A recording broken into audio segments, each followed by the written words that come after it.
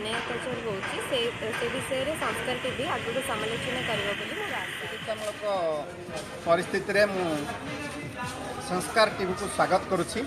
किंतु मु एटा आशा करुछि माने पब्लिक मानक तरफ जे सी कोनोसी राजनैतिक स्तर न हो कि कोनोसी निर्दिष्ट दलर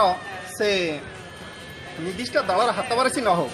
सी प्रकृत सत्य को सामना को आणु आउ संस्कार टीवी एमती गोटे हो संस्कार जो नाम होईची से नामर यथार्थता रखू आउ से संस्कार टीवी निश्चिंत भाव में से आगु जीव एथर तिले मात्र नूतन भाव में जो प्रकाशित होगी संस्कार टीवी मोर हार्दिक शुभेच्छा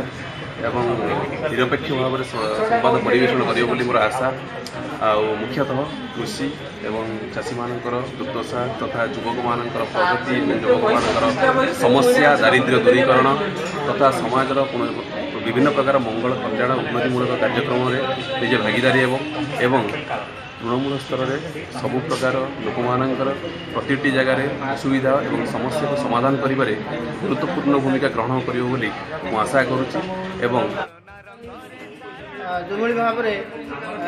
प्रसार करिछि वर्तमान से निश्चित भाव में समाजर उपकार करिवो आउ सामाजिक श्रृंखला रक्षा हो पार नारी मान प्रति